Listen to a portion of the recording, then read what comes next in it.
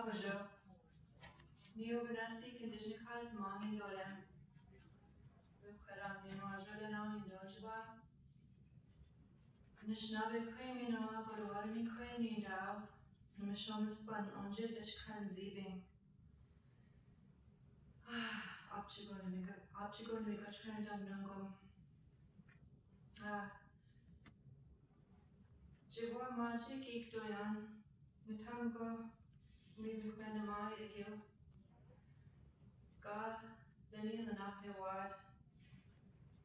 Minoa Gil, and the Shnabe Wad, Shigwa Gil. God Nishoni, God the Kawi Agazid. Minoa the Tam Nui Mikwai Gil, Adwandrin.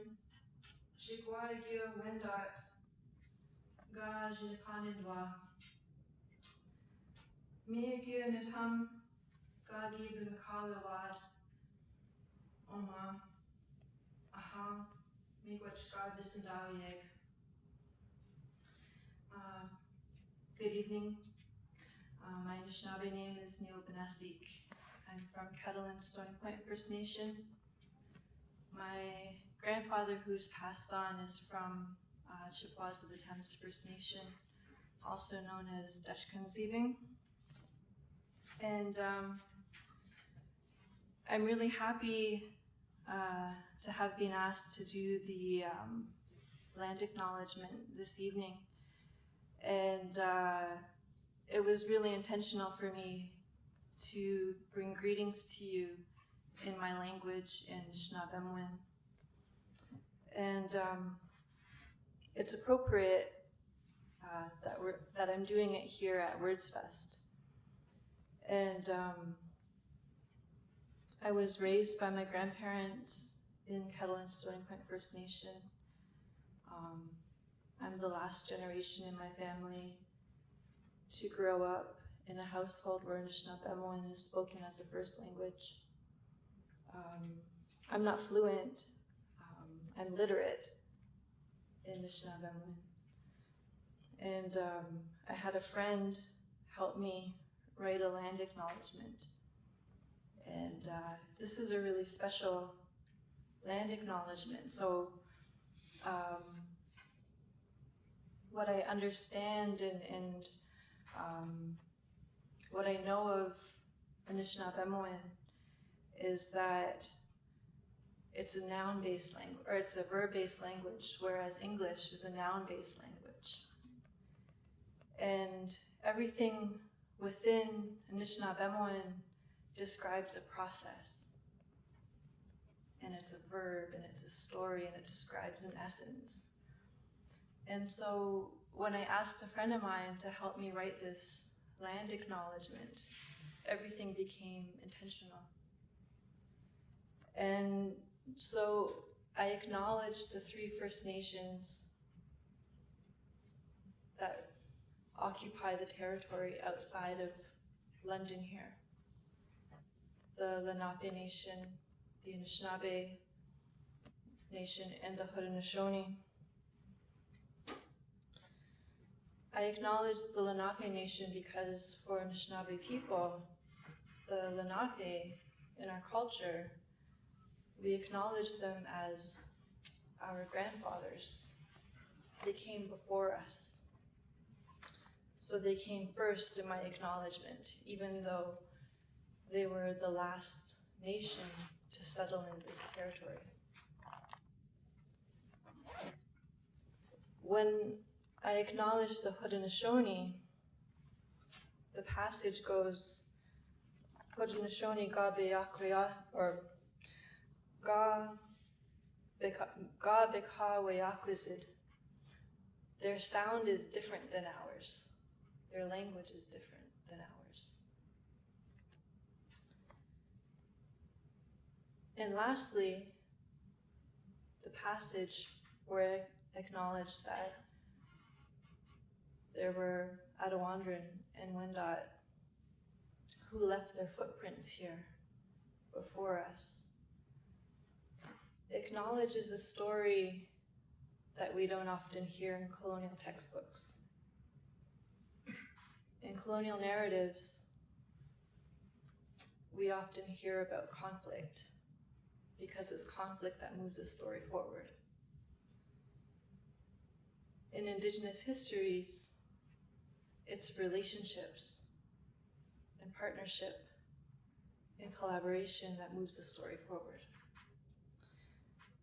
And in our oral history, we talk about the Adawandran and the Wendat, who were then adopted into our nations. And so they became a part of us. And so the passage in this land acknowledgement reads, Minawa natam nui Nikwenamag igyo Adawandran Jigwa igyo Wendat Gaj Nakanindwa. That sentence doesn't say they were called Adawandran or Wendat. It reads, this is the name that they are known as, but not by us. Miyagyo natam gabi mikawe wadoma. They left their footprints here. And so it's a simple land acknowledgement, but it tells a much greater story. And so I'm really thankful to have the small bit of language that I carry. And I'm really thankful for my friend who helped me to draft this land acknowledgement and to be able to bring that to you tonight as a greeting and a welcome, and to welcome our guests who will share their stories with you. So aha miigwech gabis and Dawieg. Thank you for listening.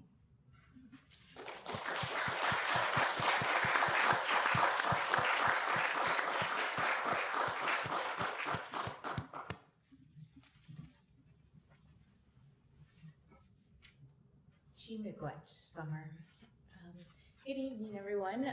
I'm Pauline Wakeham. I'm a settler scholar of English and German descent who works in the English department at Western University. And it's my honor and delight to introduce our two authors who will be reading from their works tonight, and then we're going to have a little bit of a conversation afterwards. So to my far left is James Bartleman, who is the former Lieutenant Governor of Ontario and the best-selling author of the novels As Long as the Rivers Flow and The Redemption of Oscar Wolfe. A member of the Chippewas of Rama First Nation, he is also a retired ambassador and officer of the Order of Canada and winner of the Aboriginal Achievement Award. Drew Hayden Taylor is a playwright, documentary filmmaker, and novelist. His plays have been produced internationally and garnered many awards, including the Dora Mavor Moore Award. He is Ojibwe from Curve Lake First Nation in Ontario, and thus far he has had an extraordinarily prolific career, and I imagine there's much more to come. So please join me in welcoming our guest.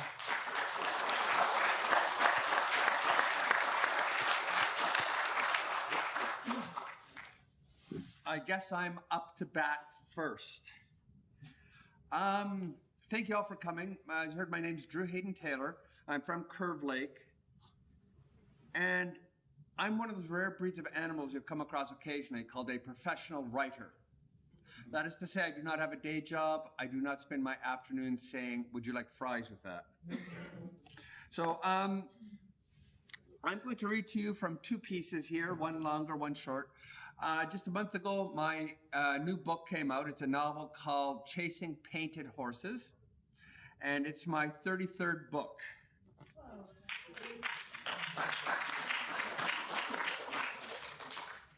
They want me to use this for some reason. I mean, 30. I've also been in theater for 30 years, so I thought I knew something about projection, but I guess not. So I'm going to read to you from that one. It's basically a story about a group of kids, 10-year-old kids, and the power and the influence of art. And it takes place in the 90s and it takes place now, back and forth. So I'm going to read to you a segment that takes place in the 90s. And basically what you need to know are there are 4 kids. Two are 10,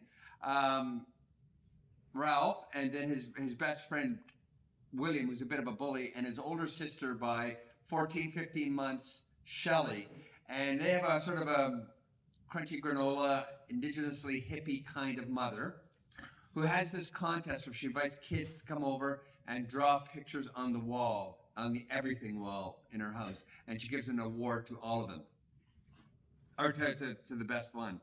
And they just started, and all of a sudden, out of nowhere, the shy little girl that they barely know suddenly shows up and starts drawing. And I'm gonna leave it there and go in. It's hard to read holding a mic, but they said they'll throw me out if I don't hold the mic. So I hope I can do this properly.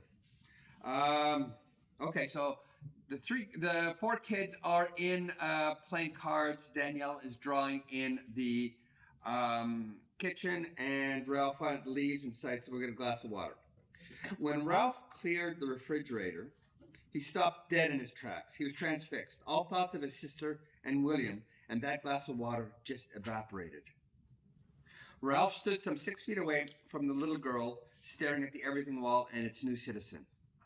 There are few times in a 10-year-old's existence when time and space bend.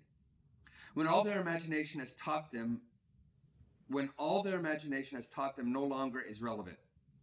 A child's imagination is powerful for sure, but on rare occasions, it can be overpowered, augmented with new parameters.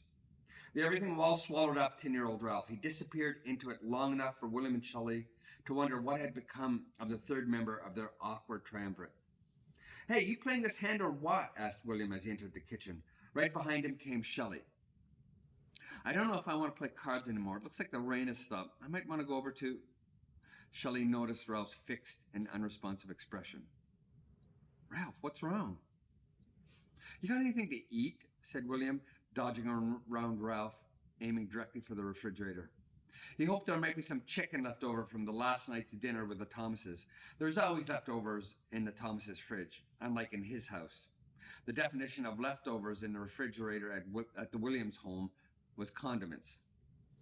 Then William saw the everything wall.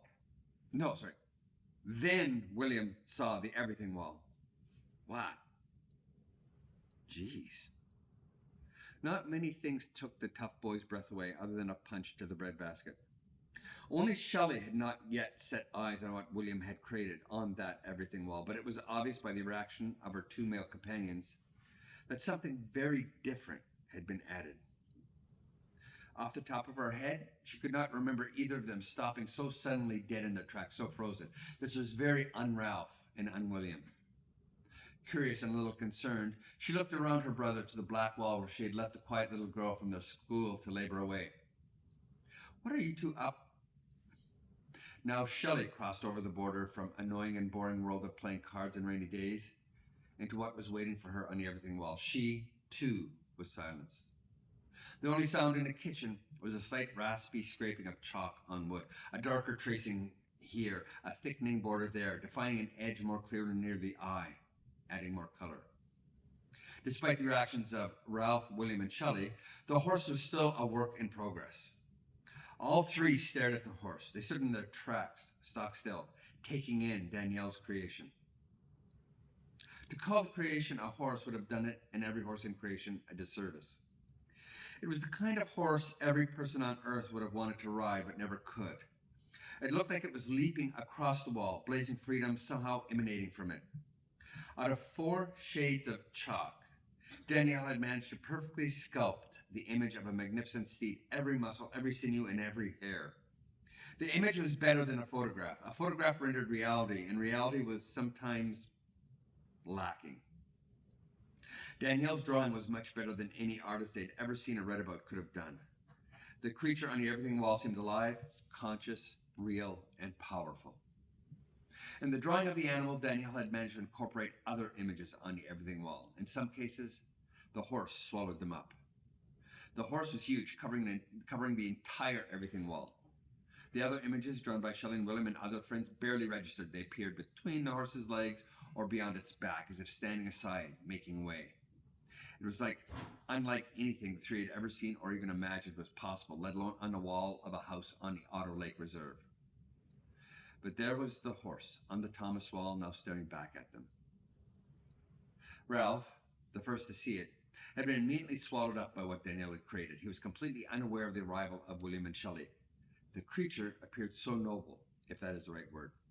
It looked protective and strong, but also kind and caring. There was also wisdom and love captured in Danielle's drawing on that plywood wall. At first, Ralph wasn't sure how he could have come to that unusual understanding. Wisdom and love, and then he realized it was the eyes. Somehow everything the horse was, its very essence, poured out of its eyes. And Danielle's too. There was an intensity, a shining through brightly. Ralph noted that this was not normally seen in shy, barely 10-year-old girls. For a brief moment, Ralph could see through what some have called the crack between the worlds.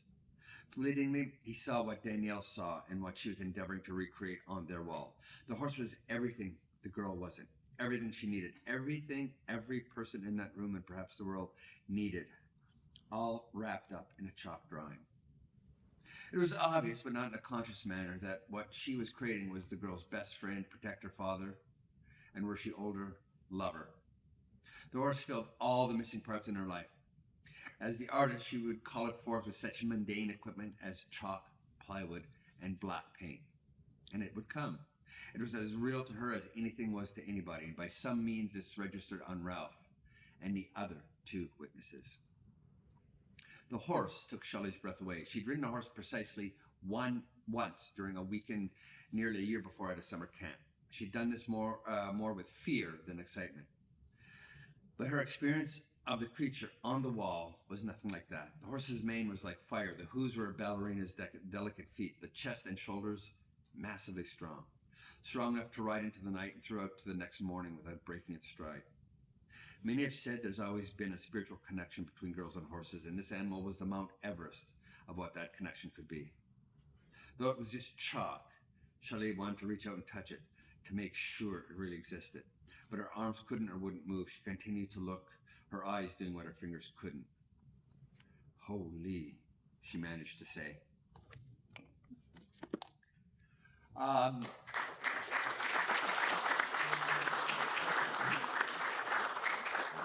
That, as I said, is Chasing Painted Horses, and one of my novels. I try to do something different with each of my novels. This is my third novel, my 33rd book, but my third novel. My first novel was a native vampire novel. And my second novel was, I guess you could call it magic realism. It was called Motorcycles and Sweetgrass. But in between, I do a bunch of other things. I do a lot of theater. I do creative nonfiction, essays, articles. And I do a series of books that explore different aspects of the Indigenous community that most people would find unusual, different, or have not really explored or embraced to their full extent. One of them was a book that explored and deconstructed the Indigenous sense of humor. It was called Me Funny. And it's a series of essays that basically explored the Indigenous funny bone from various people, from various different perspectives. And it was, oddly enough, a big hit. Who knew people were interested in the Indigenous funny bone? And one of the great things I did is I didn't want it to be just a book about Native humor. I wanted it to be a book of Native humor too. So I spent the year collecting what are called Indian jokes and used them to break up the chapters. Why do Native people hate snow? Because it's white and all over our land. And based on the success of that, I decided I wanted to do another book of a similar style, a series of essays from different people, exploring hitherto really not so much unknown, but either misunderstood or not really a topic people wanted to look deeply into, and that was Native sexuality, right? Because if you look at all the reports of Indigenous sexuality in the media, they're stories of sexual violence in residential schools, or rape or murdered missing women, all different things like that. However, we have the highest birth rate of any culture in Canada, so there has to be something fun about it. So I did a book of essays called Me Sexy. And actually, I brought the wrong book. This is the third book, Me Artsy, exploring the Aboriginal artistic experience. And I was going to read to you from something from Me Sexy, but I don't have, he's going to run out and get it. Okay, you'll get it. All right, so funny thing happened to me on the way to the powwow. So as I said, I do lots of essays and articles, and I used to have a column in a number of papers, because to me, I consider myself what's called a contemporary storyteller. In the 21st century, there's so many different ways to tell stories. It used to be stories were told orally. I grew up in an environment right across from my grandparents. I'd go over to my grandparents, they'd have a big bonfire, and I would sit there and I would listen to all these stories being told around this bonfire, and I grew up in that environment. So it makes perfect sense that I went from that to becoming a playwright, because logically theater is the next logical progression of oral storytelling, taking the audience on a journey using your voice, your body, and your imagination. So it went from oral to print, and then from there you got radio, you've got theater, you've got television. Even now video games are taking on a narrative edge, telling a story through video games. So part of the fun in the 21st century of being an Indigenous storyteller is knowing the fact that there's so many ways to tell your story. And just last week was the Imaginative Film Festival in Toronto, and there were people there who are doing virtual reality, who are doing involved, intricate Indigenous video games as the next step in Indigenous storytelling. So when I talk about what I do, I write for television, I write novels, I write creative nonfiction, I write plays, I wrote a graphic novel, I've written a musical, all these different things, documentaries. It's just, for me, another way of telling stories.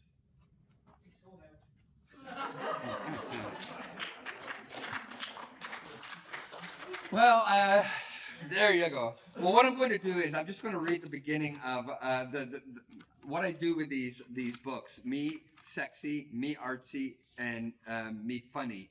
As I have fun with the secondary title. In fact, when Me Funny came out, I got a mention in Maclean's magazine as having the longest subtitle of any book published that year. So it's called Me Artsy. This is the third one, Me Artsy. An exploration and deconstruction of the Aboriginal artistic practice as seen and practiced through various art forms that demonstrate reflections on society through an Indigenous perspective, including talents not just limited to those considered strictly traditional in origin, but inclusive of more contemporary forms of cultural expression. Anyways, thank you all for coming, and I shall hand the mic and the storytelling over to my elder. Yes.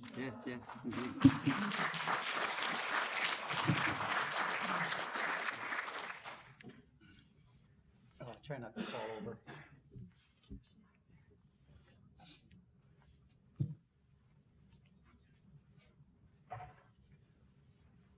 Well, that was great. Really enjoyed that. I was here about 10 years ago, and I have the same book. But in fact, I've written another 5 or 6 books since then. And just recently, we have moved to London to make it our home. I had gone to finish my grade 13 back in the 50s at Central Collegiate here, because the school I went to in Muskoka only went to grade 12, and so I had a benefactor who came along and who sent me to pay all the expenses to send me to Central and to Western. And so, but it's been a long time. Then my daughter, who was a medical doctor, got a job as a family doctor for the Chippewas of the Thames and Oneidas of the Thames and the Delaware. And she insisted that my wife and I follow because she needed a couple babysitters. And we were delighted to do that because 3 children, great-grandchildren are very small, and it's been great here. In terms of storytelling, I would like to, I wasn't thinking of giving a story from my remote past, but when I was a little boy, living in Muskoka, we lived in this old house. There was 1 room downstairs, 2 rooms upstairs, and the house was leaning over on its side. And we lived there for 10 years, but every day we sort of wondered whether it was going to complete the circuit and just fall down the hill, roll down the hill. So in that house, we had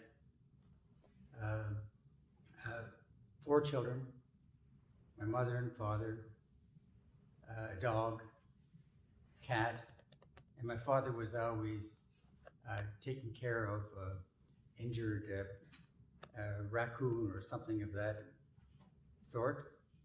We didn't have electricity, and we didn't have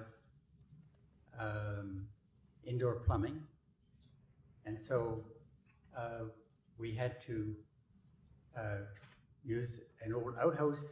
Really wasn't that old. My father built it himself. He went to the village dump and came back with 4 cast-off doors, and he managed to get 3 doors that would sort of stay at more or less 90-degree angles from each other. But the front door, he never succeeded. But he did find a piece of tin that he put on the roof and something as a seat. And so that was my exposure to plumbing, Muskoka plumbing, and it had the best view of the village because there was no front door, and so we could look straight down the Indian River in Muskoka and be very happy. And it had also its own resident ghost because the neighbor on one side of the house hanged himself on our apple tree.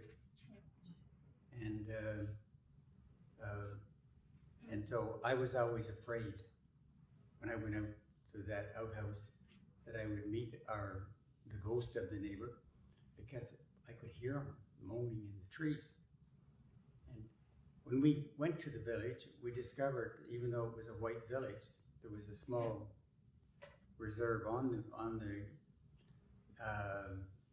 in the village, but people came there from the Chippewas of Rama for the summers, but left for the winters and the falls and the springs.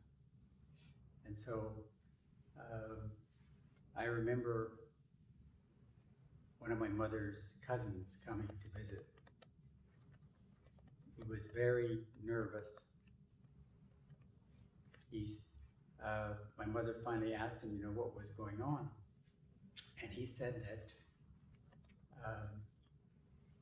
he had been advised by the United Church minister in Rama that he could no longer play cards because cards was the game of the devil. And if he played cards, he would go straight to hell. But he had disobeyed that rule, and he was playing cards, and they had no curtains in his house. And he looked up, it was late at night, and he saw the devil peeking in the window. And it was, the devil had a malicious smile on his face because he knew that he was going to be able to get my mother's cousin when he died and take him down to hell. And so my mother's cousin had run out of the house, and everyone else had run out of the house, and they were very worried about the state of their souls and where they were going to go. And my mother was First Nation, and my father was white. my father was also an atheist, and my mother believed strongly in the United Church and its teachings, especially things to do with the devil. And so my father laughed, and I was there, and I made the big mistake of laughing as well, because I was following my father's lead, and my mother was very unhappy. And then the cousin left, and it was time to go to bed. So I went upstairs, and sometime before that, however, my father's grandfather had come to visit, and he was an old-time preacher who went from place to place and gave fire and brimstone sermons to people. And when he met me for the first time, he said that you are going to follow in my footsteps, and you are going to be a preacher just like me. But I was an atheist, but I wasn't going to tell him that. And so, but I had a very guilty conscience after that, because, here I was supposed to be fulfilling this responsibility, and I didn't believe in God. I didn't even go to Sunday school. In any case, that night, I went up to my bed, and I could hear outside a moaning in the trees. And I was afraid that it was the ghost of the man who had hanged himself, who was coming to get me. Then the moaning increased, and I fell asleep. And then I woke up, and there was a brilliant light in the room, and it was God. God was there to tell me, I had a responsibility to replace my grandfather. And I thought, what am I going to do? And so I was terrified. So I decided that I wouldn't believe in either the native God or the Christian God. And that's the approach I've taken ever since that time. So I recommend that to you if you have any doubts about the state of your soul. Now, I've written a number of books. Most of them are rather grim. The most recent one was on missing and murdered Indigenous women, and the 60 Scoop. And then I have As Long as the Rivers Flow, which is used in many universities and is translated into German and French. But they're pretty grim. And so I would like to read a bit out of a memoir, one of my memoirs, but when I was 10 years old, and when I decided that I wanted to make a lot of money.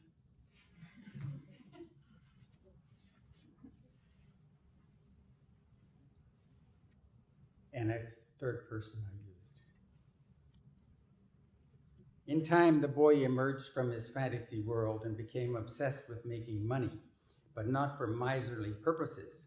He had no interest in hoarding wealth and no wish to become rich. He simply wanted to treat himself to ice cream cones, comic books, and the occasional bottle of pink cream soda. And these measures cost a dime each, a fortune in the spring of 1950 to the boy who was now 10 years old. How was he going to earn the money to obtain such luxuries?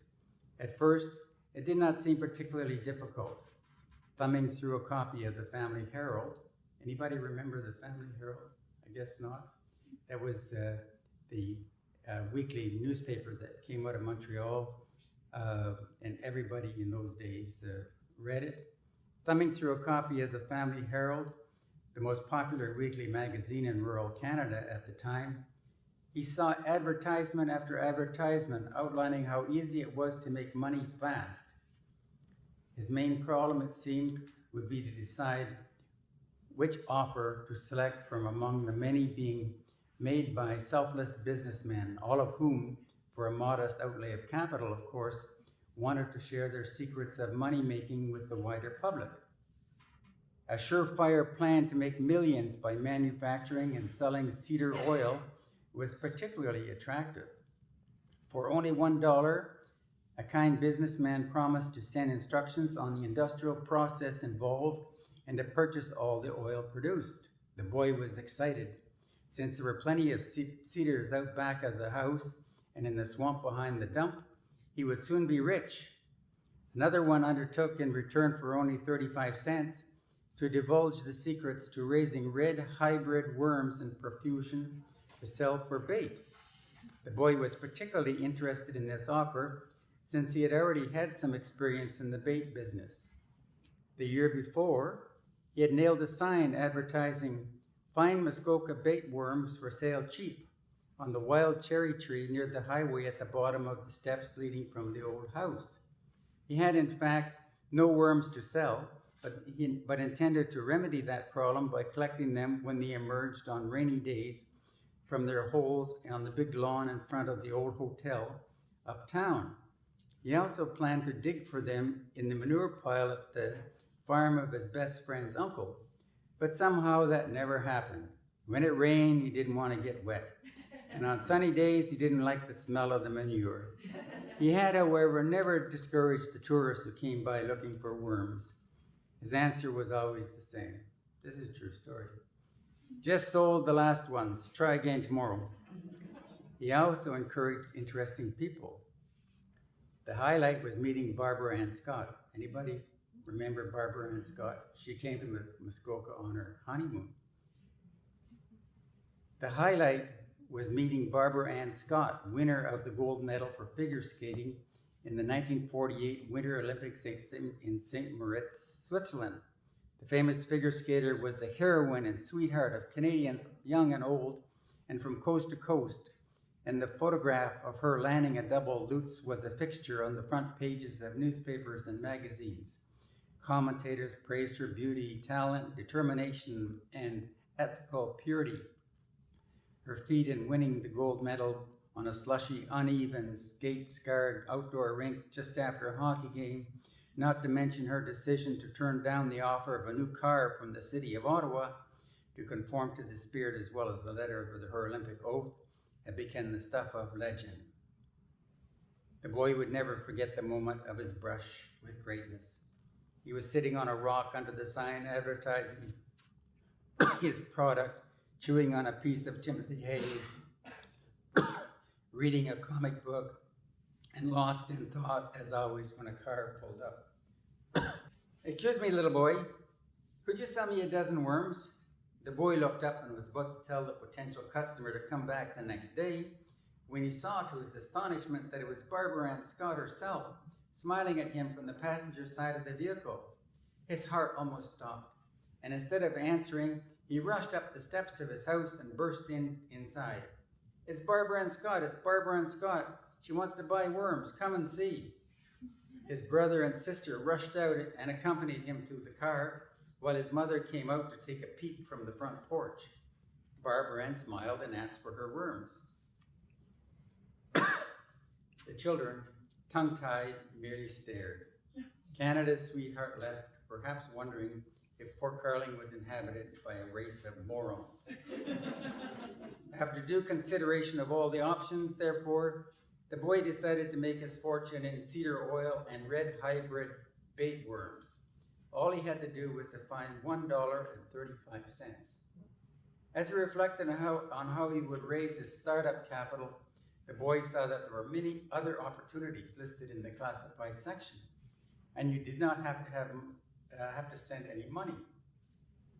In sales, the astute and farsighted could go door to door selling boxes of magic tricks, used military clothing, square dance outfits, costume jewelry, ladies' nylons, laying chickens of all kinds, Bibles, Bible prophecies, snowshoes, food flavors, oils, greases, paints, plaid flannel, secondhand school desks, cosmetics, fully grown ring-necked pheasants, name plates, fragrant deodorizers, cigarettes from Egypt, fire extinguishers, and recondition gas refrigerators. It was also possible to start a mink ranch and deal in furs, raise Siberian huskies and sell puppies, start a pig farm and market landdress sows and boars, open a ranch and invite the public to come riding, start a business removing bark from dry pulpwood logs, and establish a chicken farm and raise white leghorn hens. You could also take correspondence courses to be a hairdresser, to decorate cakes, to be a draftsman, to become a skilled auctioneer, and to acquire the skills of a concert pianist. And most intriguingly, the sufficiently motivated could become an expert on stopping feather picking and cannibalism in chicken flocks, whatever that meant. There were other great deals. Just by writing, a boy could get a free sample of an ointment guaranteed to relieve painful, itchy piles and eczema, hair cream to make you look 20 years younger, a booklet on how to get rid of pinworms, a special product to remove ingrown toenails, tonic tablets to make you gain weight, and a color brochure describing a revolutionary new chimney design. Canada was truly a land of opportunity. The boy did not understand why so many people were poor. Obviously, they had not read the classified section of the Family Herald. Over a 7-day period, he carefully prepared letters in his scrawling handwriting to every one of the businesses, farms, educational institutions, and other organizations and individuals advertising in the Family Herald. His message was simple.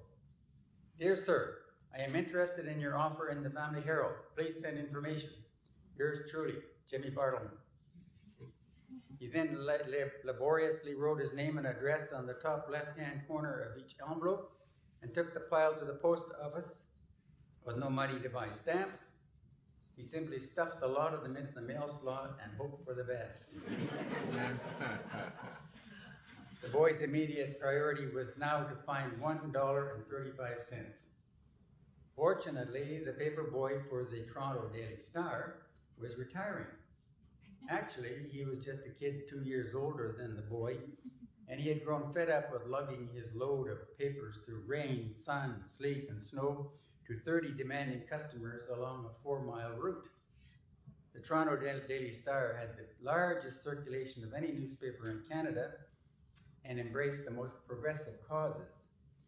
It had, in its storied past, featured journalists, including Robert Service of the Cremation of Sam McGee fame, and Ernest Hemingway, Morley Callahan, and others.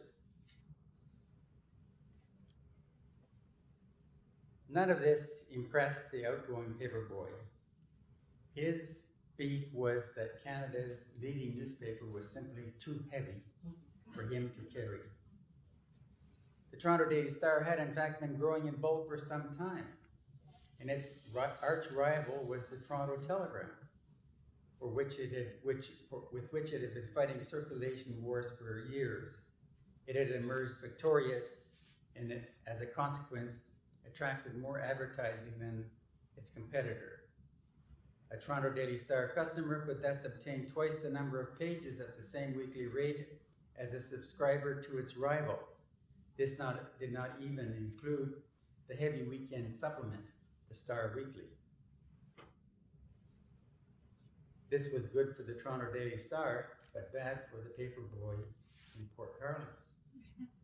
Paperboy said, if you want this stupid job, you can have it. The boy made some rapid calculations. Although not particularly strong in mathematics, he was able to figure out that he could earn enough in only 1 week to send away to the Family Herald for the secrets of making a fortune in cedar oil and red hybrid worms. There would be even money left over. He wanted the job. In due course, the world-weary circulation manager for the Toronto Daily Star came to the door of the boy's house. He was responsible for hiring boys in towns and villages of Muskoka to deliver Canada's heaviest newspaper, and fancied himself to be a keen judge of youthful characters.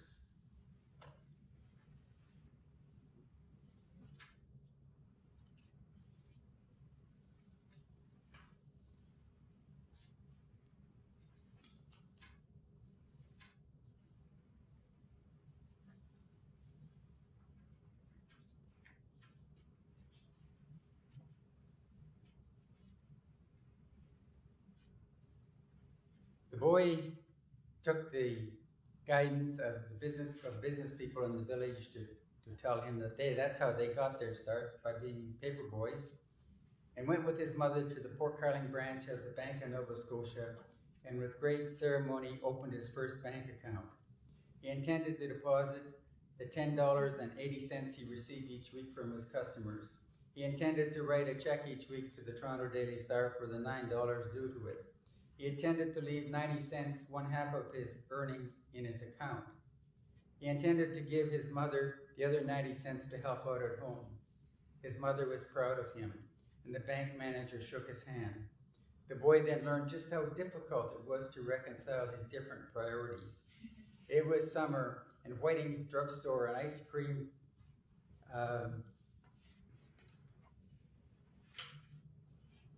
parlor opened its doors for the season on July 1. And so after collecting the weekly payments from his newspaper customers on the first Friday of July, the boy, his pockets heavily laden with nickels, dimes, and quarters, entered the store. Behind the counter was the proprietor of the establishment. This is a true story, unfortunately. His name was Big John Whiting. Tall and massively built, with white hair, a sallow complexion, enormous jowls, and a huge paunch that hung down over his belt like a sack of wet cement. He had been a dour fixture of village life since well before the Great War. A cheap cigar with a long ash at the tip was clamped firmly between his yellow teeth, and smoke drifted out of his nostrils and mouth. He stared at the boy through glasses with lenses so thick they resembled the bottoms of Coca-Cola bottles, and magnified his cold blue eyes to look like giant bugs of uncertain origin. "What do you want, kid?" The boy dug into his pocket, proudly pulled out a handful of change, carefully selected the dime that he plunked down on the counter. "Give me a pink cream soda, please." Big John smiled with grim satisfaction as he handed over the ice-cold bottle. He could recognize a weak-willed client with money to burn when he saw one. And he was not mistaken, for after satisfying his craving for this sweet vanilla-flavored carbonated drink, available in Muskoka only at Whiting's in the summer months, he turned to the tubs of ice cream, zeroing in on the butterscotch. Surely he deserved one small cone after all the work he had done. Big John was ready to oblige and served up a butterscotch cone. One cone, however, led to another. Soon the now happy proprietor was serving butterscotch, maple walnut, strawberry, and raspberry ripple double-decker cones to the boy, who licked, sucked, and munched on his favorite ice cream varieties to his heart's content. And as he gorged himself, he drifted over to the magazine rack and stared at the comic books.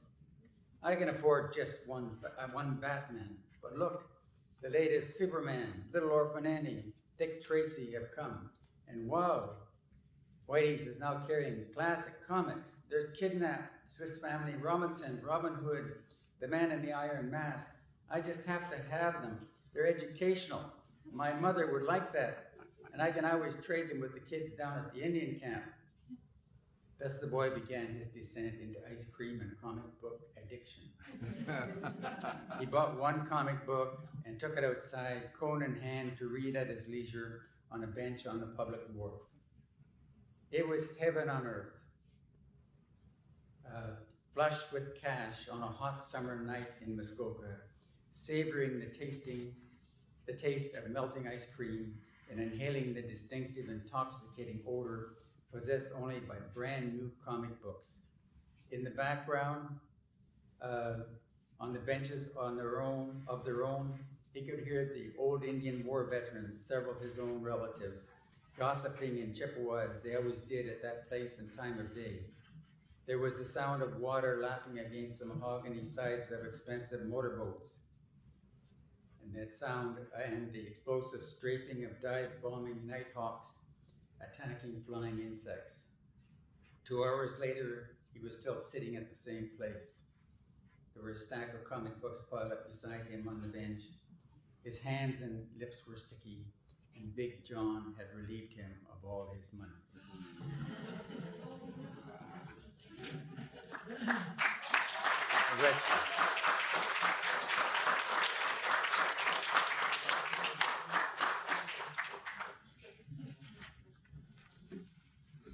Thank you so much to both. That particular book, for some reason, is ordered in bulk for the Northwest Territory schools every year. Thank you so much to both of you for your readings. Josh Lambier, director of the Words Festival, told me that we are the last event of the evening, so it's okay if we go a little bit over time. And I'm sure that the audience has questions that they would like to ask.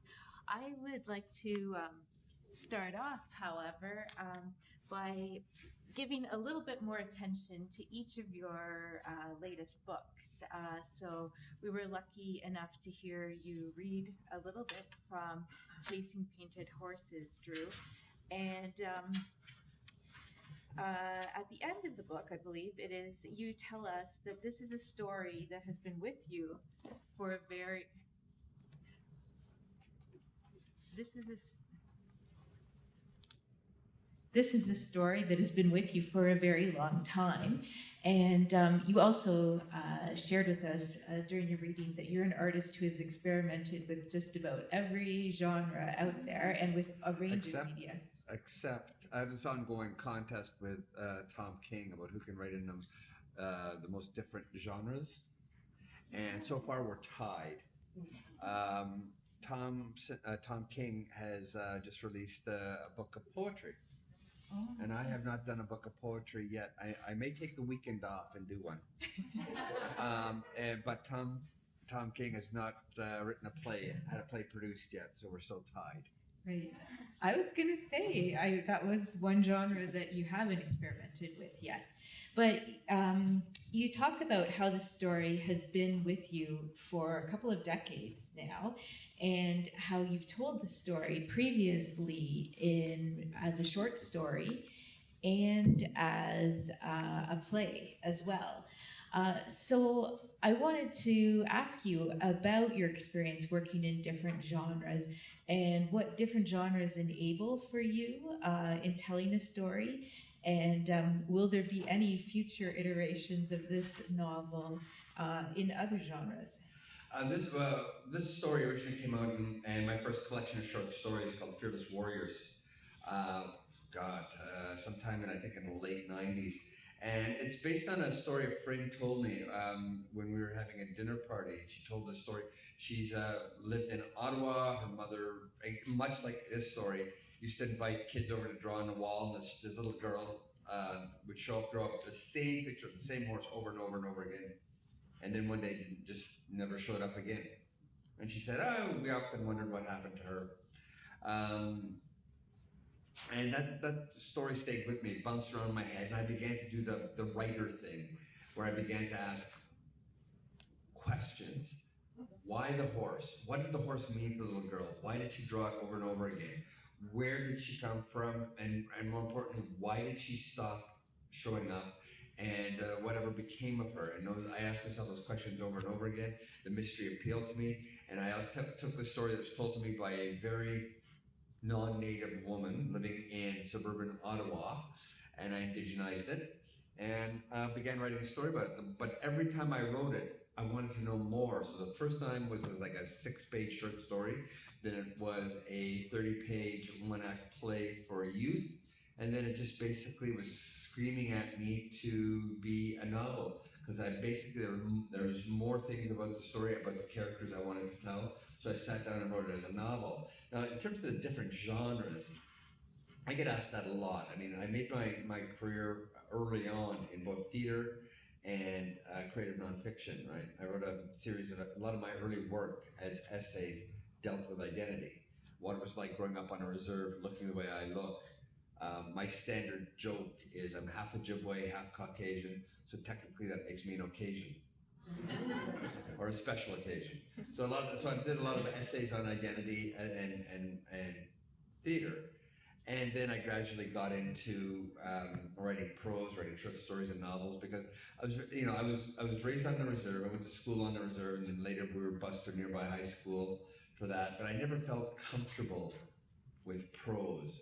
Prose was always is much more technical. When you write dialogue, you don't have to be, the English, the language does not have to be perfect, but in prose, you have to have your object, your noun, your verb, all of that where it is. So I'm proud to say that after 33 books, I still do not know what a dingling participle or split infinitive is. And I don't care, I hire white people to know that for me. So in doing, and writing the different genres, it's just, the metaphor I use, it's like working out in a gym. Anybody here who's ever done weight training, on some days, on day one, you do back and shoulders. On day 2, you do chest and arms. On day 3, you do legs and core. And then you go back to the routine again. And because you're working different muscles, you can do that and without damaging or tiring out. So when I'm working on a novel, I finish a novel, I don't want to have anything to do with long form prose. I'll write a play. If I finish a play, I'm tired of that, I'll go and write an article or an essay. I get tired of that, I'll go work on a documentary. So for me, it's all storytelling. And there's very little difference. Everything has a beginning, a middle, and an end. And that's as basic as it is. Thank you. Thank you. So James, you alluded in your talk about the fact that several of your novels have grappled with some of the heaviest parts of the history of colonization here in Canada and its impacts on Indigenous communities. I remember you came to my class when this novel was first published, As Long as the Rivers Flow, published in 2011, and it tells the story of the history of residential schools in Canada and its intergenerational impacts. And your latest book, your latest novel, A Matter of Conscience, which just came out in 2018, is it? Yeah. Yeah, 2018, grapples with the 60s scoop as well as murdered and missing Indigenous women. And one of the things that I found so striking about this book is that you include at the end of it such a lengthy collection of documents, historical and policy documents. So documents about the court case, the class action lawsuit with regard to survivors of the 60s scoop, excerpts from the Truth and Reconciliation Commission's final reports and their calls to action, as well as excerpts from the Royal Commission on Aboriginal Peoples in 1996. And so at the beginning of your book, you talk about how many people turn to fiction as a way of learning about Indigenous peoples, but also about settler colonialism in Canada.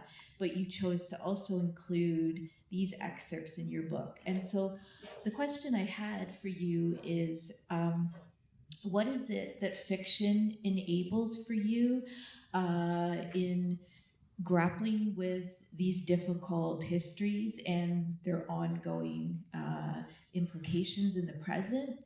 And what about the policy documents do you think make them an important companion to reading the fiction?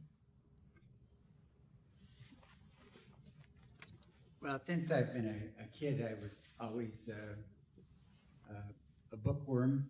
I spent a lot of time at the very beginning hanging around the village dump. That was the best place to get good comic books and where you could eventually improve your vocabulary. My mother helped me learn to read, and when I started grade 1, I could read, and the other kids couldn't because their mothers wouldn't let them go to the dump to look for comic books. And so it was reading I quickly discovered was the way to combat discrimination and poverty and all the rest of it. I lived in a world of imagination. And if I didn't have books around, I made up the stories. time would fly by. And as time went on, I continued to go to the library, borrow books, and prepared myself unknowingly to be able to go on to high school and then eventually on to university. And so, and I discovered when I was giving speeches, and I've been asked many times to talk about the Indigenous condition of Canadians and all the rest of it, that people, even if they had been to university and had taken courses, it hadn't stuck. And they were asking very basic questions. And I thought that it would be useful thinking of I taught high school for a couple of years when I left university, thinking of my old pedagogical experience, that why not have the key documents so that they can, on the one hand, live in the imaginary world that I have created in the fiction part, and then check it, make sure that it is accurate in the back part. So it is a novella with a novella plus. Thank you. I think it's a great idea to include those documents for readers. I'd like to now open it up for questions from the audience, and I can bring around this microphone to you, or we have one at the back as well. So if there are any questions from the audience, I'm happy to hear. Okay, so we have somebody.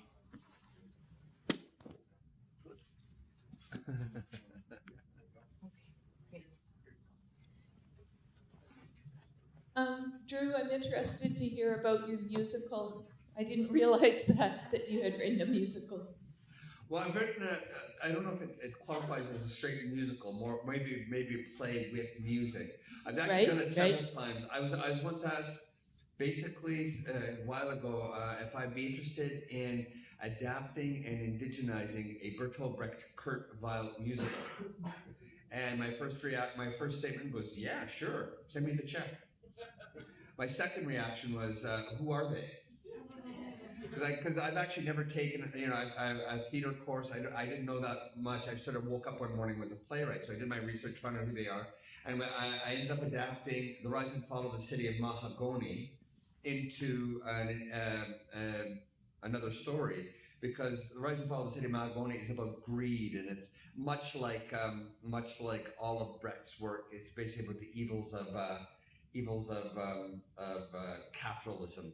And so I just tried to think, what's the best example I can come up with of Indigenous capitalism gone wrong? And it occurred to me, casinos. So I did this whole play around a casino, loosely based on the structure of Rise and Fall of the City of Mahagoni. And at first they were going to adapt just do the same songs. For those who aren't familiar with that opera, the best song, the most well-known song from that opera was a cover tune done by the Doors called the Alabama Song. Can you show me the way to the next little girl? Oh, don't ask why. They recorded it on their first album. So anyways, we did it, but it looked like the music wouldn't work with the way I rewrote it. So they basically said, Drew, it looks like you're going to have to write a whole new book, which is basically I had to write all new lyrics, and they brought in a musician to add music to my lyrics. So I ended up doing this wonderful play that was so much fun, that's basically steeped in 1930s German beer hall sound, but taking place at a native casino. And it was just so much fun to do. And where did you do it? It was done at Brecht in the Park in Vancouver. Oh. I saw other hands. Yep. Thanks. Question for Mr. Taylor. I read your short story collection, I guess the previous one about the science fiction. Take us to your chief. Right. I have a question about the story with the aliens visiting, and the three guys sitting around the campfire. The title story. Yeah, what about it? Just like how it came to be and what your inspiration is. He's talking about my most recent collection of short stories, which are basically Indigenous-themed science fiction short stories, or depending on your perspective, science fiction-themed Indigenous short stories. And the title piece, Take Us to Your Chief, is basically about aliens landing on Earth, wanting to open diplomatic relations, and basically meet these three guys who are sitting on these old couches by a lake, drinking beer. That's all they do all summer, just hanging out there, and the aliens take them as ambassadors from Earth back to their planet. And it's just basically something fun and silly I was doing, because one of the things I talked about when I was putting together a book of it in my Indigenous themed science fiction short stories was I was told by people, I had trouble getting it published because people were telling me there's no such thing as Indigenous science fiction, because they believe as Indigenous people we're always looking backwards, what we've lost, what we're trying to get back, what we're trying to maintain. And I wanted to turn that lens around and look at the future. So, and let's face it, there are many stories within the Indigenous community of star people coming down and interacting with Indigenous people. There are other stories of Native people, Indigenous people, human people going up to the stars and interacting with star people. There's, if you look at some of the pictographs and petroglyphs, there's some really interesting images there that could be construed. And let's face it, as Indigenous people, who else has a better understanding of what it's like for strangers to suddenly show up with augmented technology and want to take over everything? So that was my inspiration for doing that and the other short stories. Thank you so much. Any last questions? I have another one. Okay. Drew, I think you had a play at the McManus at the Grand Theatre maybe 20 years ago.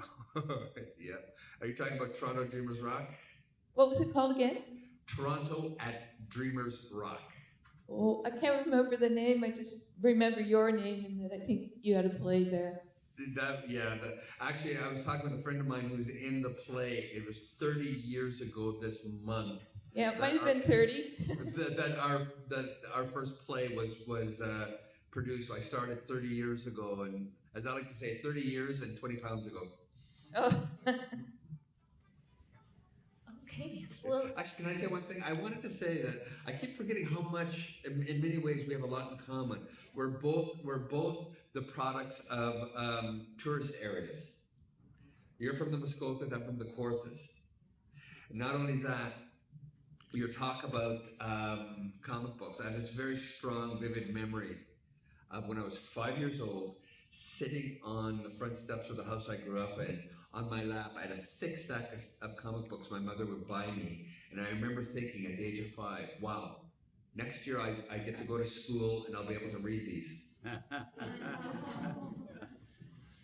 I also thought another thing you have in common is your extensive international travel. I know that you have worked in many countries as High Commissioner, and you have done a lot of work internationally with your plays, but also you have made some interesting pieces about other countries, other cultures' interest in Indigenous people. Did I hear you correctly that you also teach like German studies or something? No, I am half German. I'm afraid to admit it to you because I know that Germans have a long history of fascination, problematic fascination with Indigenous peoples, and I know that you have had a very powerful commentary, humorous commentary that turns the lens back on them. Well, I wrote one of my plays was called The Berlin Blues, which is about a German business conglomerate that comes over to central Ontario wanting to build the world's largest native theme park called the Ojibwe World, because it's Ojibwe-tastic, with such things as bumper canoes and a 444 meter high dream catcher with interlacing laser beam webbing that keeps killing all the birds. And the big draw is a production of Dances with Wolves, the musical. But I think you're referring to a documentary I wrote and directed that came out, I think, last year on CBC about the German fascination with North American Aboriginal culture. It was called Searching for Winnitude. And I've done 18 lecture tours of Germany. They keep bringing me over there to go and lecture about native culture, native art, native literature. And of course, the big irony is I look more German than native. But when I was over there, I discovered this bizarre fascination they have with native culture. They have German powwows with Germans dressed up in native regalia and dancing powwow, and they have plays, and they have a whole subculture of adoration of native culture. One of the things we discovered in the documentary is sometime in the 1930s, it all goes back to the writings of a German writer named Karl May in the 1880s, who wrote westerns about Winnetou and Old Shatterhand. And basically they became the templates for a whole subculture. That their biggest fans were Albert Einstein, Albert Schweitzer, and of course, Joseph Goebbels and Adolf Hitler. To the point where in the 1930s, Hitler made North American Aboriginal people honorary Aryans. He was so infatuated with Indigenous culture. Of course, none of them had ever met Native people, but so we have that to be proud of. I was wondering if you wanted to offer any words on your experiences internationally and your thoughts about, I mean, Canada has an international reputation, or is understood to be or perceived as a peacemaking nation, a multicultural liberal democracy, and yet we have this history and ongoing present of settler colonialism in Canada. And I was wondering to what extent in your travels you have found that there is an awareness of this in other countries. In general, I served in about, one of my books is called On 6 Continents, because we went and lived in capital cities and on all habitable continents, and so we had a lot of experience. The general attitude toward First Nations people was that, first of all, there was an assumption they were all dead. Secondly, they looked down upon the First Nations people as a whole, and they were not shy about showing their disdain for them. And this included when I was High Commissioner in South Africa, for example.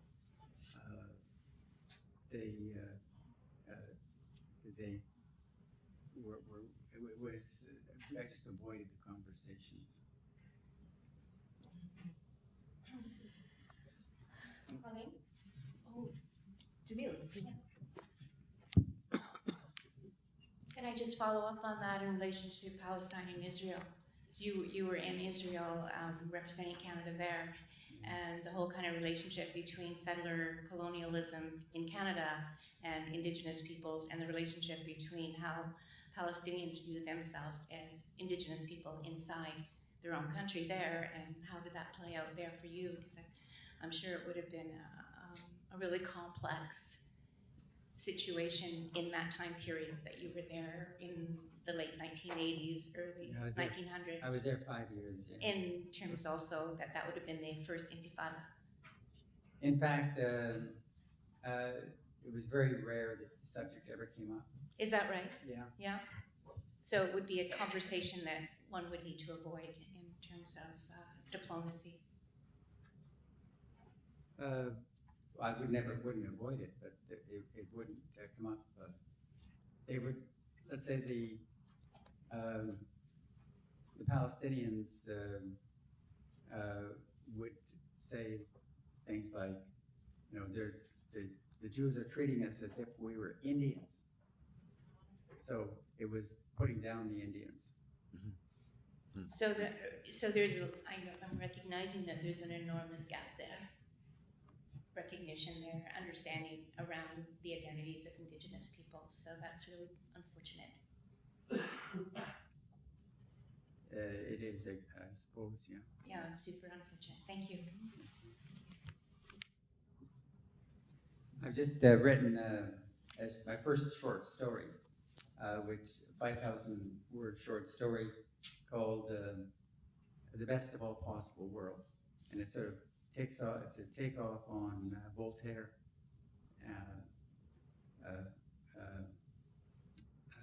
and it deals with that book deals with Native issues as well, or that short story. And I've submitted it to the Commonwealth Secretariat. They have a short story competition every year.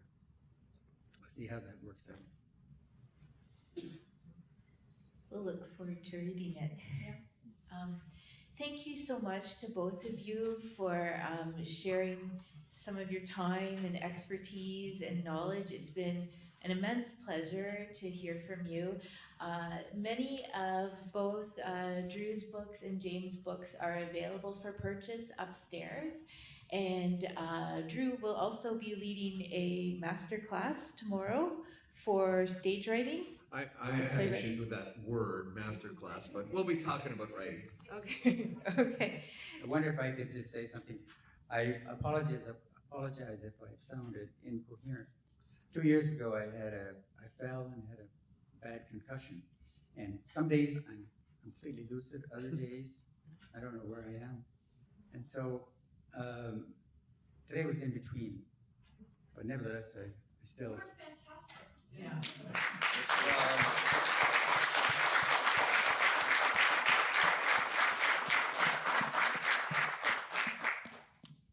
In any case, that's my problem. Well, both of you shared wonderful thoughts with us. I imagine this could go much longer, and I'd be happy to stay here, but other people may have places they need to go. They may have lives. Yeah. I could just geek out here all evening. But I will say thank you very much, and have a good evening to everyone. As always, great.